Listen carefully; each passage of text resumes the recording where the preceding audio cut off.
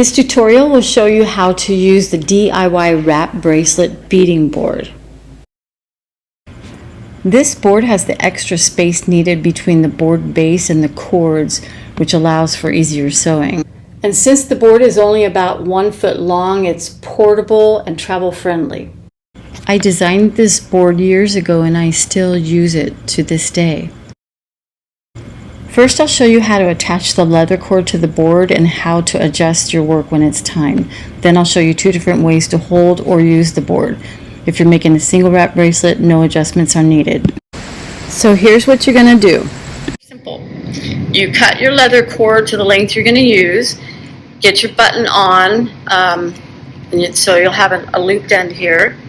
Take that looped end, put it on the hook, and then you're going to, without twisting the leather, because you want it to be even, so you're just going to take the leather all the way down to the end and around the end, nice and tight, not too tight, but nice and tight. Get your binder clip and just secure it on.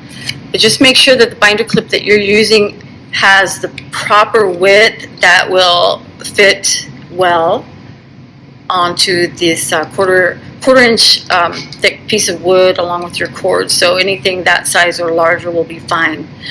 And then at this point, what you're going to do is get your thread attached, start beading, and once you get down to a point where you don't have any more room, I will then show you how to readjust your work to continue working, and it's very simple. So I will be right back to show you how to do that.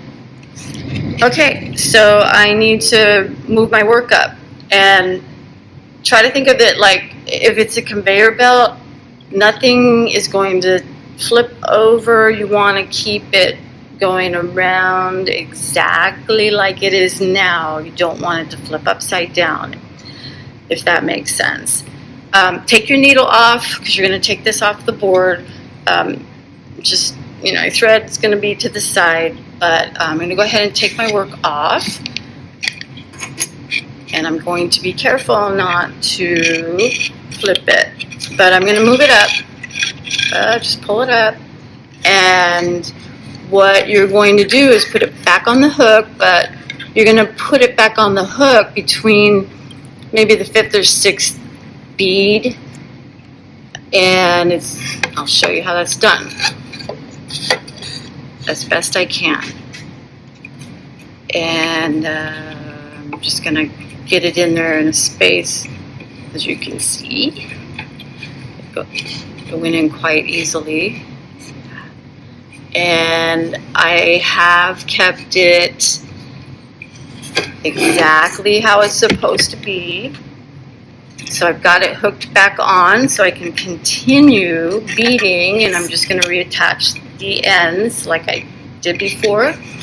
Make sure your thread's out of the way, keep the leather nice and tight, even, and just keep that conveyor belt going until you are finished. Readjust when you need to. If you find that maybe a bead or two has come a little loose and moving it, just easy to tighten it back up. And I believe that is it. Now I'm going to show you a couple different options on how to position the beading board while working. The first option is to secure the board to some type of table using either Velcro, white elastic, or something similar to wrap and tie around the workspace and board. I found this double-sided Velcro at Home Depot in the gardening department for $5. You can also attach the board to a coffee table or something similar at a height that will allow you to work comfortably. And if you use this method, I highly recommend adhering something to the underside of the board, like these rubber bumpers, which I prefer.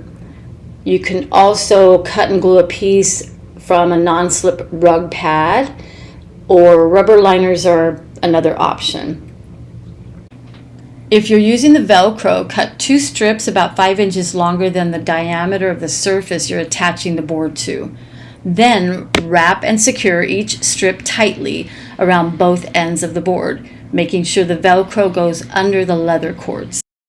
If you're using something other than Velcro, just make sure that it's long enough to tie a bow around everything.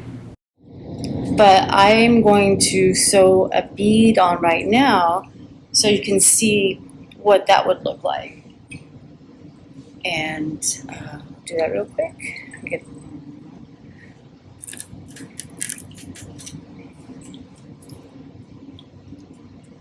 So earlier when I started doing it, it was slipping around a bit.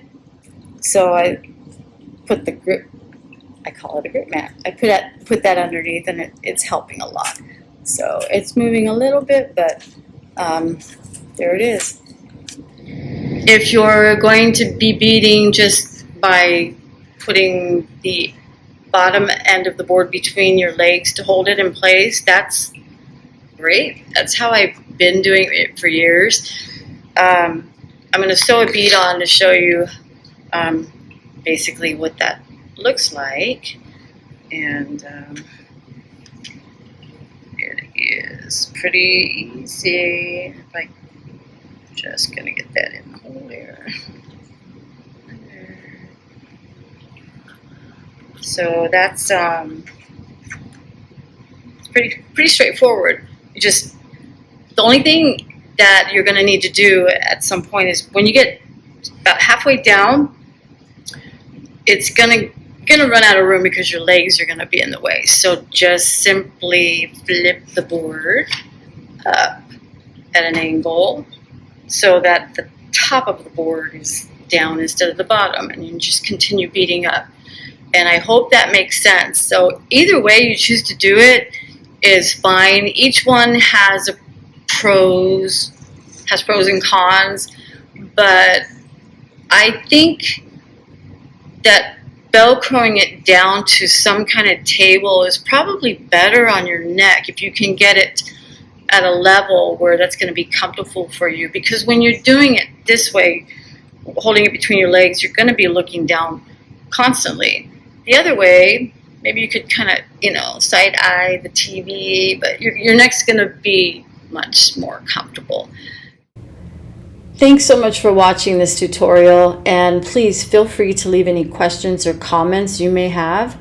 I'd also love to hear if anyone has any great ideas that might make using this beading board easier.